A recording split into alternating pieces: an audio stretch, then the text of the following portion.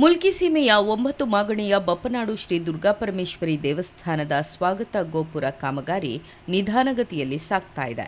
ಗುರುವಾರ ರಾತ್ರಿ ಸುರಿದ ಭಾರೀ ಮಳೆಗೆ ಸ್ವಾಗತ ಗೋಪುರದ ಇಕ್ಕೆಲಗಳಲ್ಲಿ ನಿರ್ಮಿಸಿದ ತಾತ್ಕಾಲಿಕ ರಸ್ತೆಗಳಲ್ಲಿ ಮಳೆ ನೀರು ತುಂಬಿ ಕೃತಕ ನೆರೆ ಉಂಟಾಗಿ ದೇವಸ್ಥಾನಕ್ಕೆ ಬರುವ ಭಕ್ತಾದಿಗಳ ವಾಹನಗಳಿಗೆ ಹಾಗೂ ನಡೆದುಕೊಂಡು ಹೋಗುವವರಿಗೆ ತೀವ್ರ ತೊಂದರೆ ಉಂಟಾಯಿತು. ಈ ನಡುವೆ ಬಪ್ಪನಾಡು ದೇವಸ್ಥಾನದ ರಾಷ್ಟ್ರೀಯ ಹೆದ್ದಾರಿ ಬಗ್ಗೆ ರಾಜಕಾಲುವೆಯಿಂದ ನೀರು ಸೋರಿಕೆಯಾಗಿ ದೇವಸ್ಥಾನದ ಎದುರು ಭಾಗದ ಕೃಷಿ ಭೂಮಿಗೆ ನೆರೆ ನೀರು ನುಗ್ಗಿ ಕೃಷಿ ಹಾನಿ ಕೂಡ ಸಂಭವಿಸಿದೆ ಎಂದು ಸ್ಥಳೀಯ ಕೃಷಿಕರು ಅಲವತ್ತುಕೊಂಡಿದ್ದಾರೆ.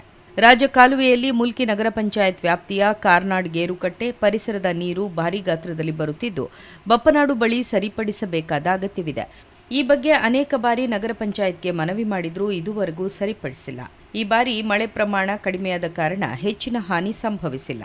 ಆದರೆ ಗುರುವಾರ ರಾತ್ರಿ ಸುರಿದ ಭಾರೀ ಮಳೆ ಪರಿಸರದ ಕೃಷಿಕರನ್ನು ಹಾಗೂ ಭಕ್ತಾದಿಗಳನ್ನು ಕಂಗೆಡಿಸಿದೆ.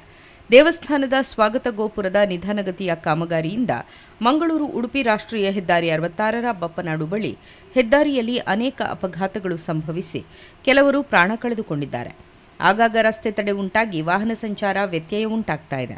ಕೂಡಲೇ ಗೋಪುರ ಸ್ಥಳಾಂತರ ಕಾಮಗಾರಿ ತುರ್ತಾಗಿ ನಡೆಯಬೇಕು ಹಾಗೂ ಈ ಭಾಗದ ಕೃಷಿಕರಿಗೆ ಅನುಕೂಲವಾಗುವಂತೆ ರಾಜಕಾಲುವೆಯನ್ನು ಸರಿಪಡಿಸಬೇಕು ಎಂದು ಸಾಮಾಜಿಕ ಕಾರ್ಯಕರ್ತ ಶರತ್ ಕಾರ್ನಾಡ್ ಒತ್ತಾಯಿಸಿದ್ದಾರೆ. ಇದು ಸಾಧಾರಣ ಕಳೆದ ಒಂದು 3 ತಿಂಗಳಿಂದ ಆ ಗೋಪುರವನ್ನು ಇಲ್ಲಿ ಸ್ಥಳಾಂತರಿಸ ಇದರ ಹಿನ್ನೆಲೆಯಲ್ಲಿ ಅದನ್ನು ಈಗ ದುರಸ್ತಿ ಪಡಿಸಿದ್ದಾರೆ.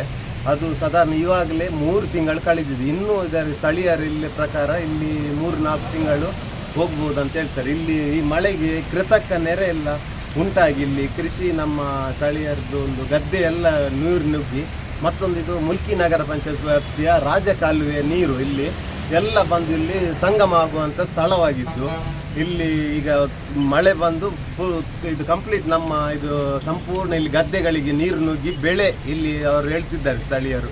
ಇದು ನನ್ನ 2-3 ಸಲ ನಾವು ಇದಕ್ಕೆ ಎಲ್ಲ ಕೊಯ್ಲು ನೇಜಿ ಎಲ್ಲ ಹಾಕಿದ್ದೇನೆ, ಇನ್ನೂ ಇದಾಗಲಿಲ್ಲ ಅಂತ. ಇದಕ್ಕೆ ತಕ್ಷಣ ಇದಕ್ಕೆ ಕ್ರಮ ಕೈಗೊಳ್ಳಬೇಕಾಗಿ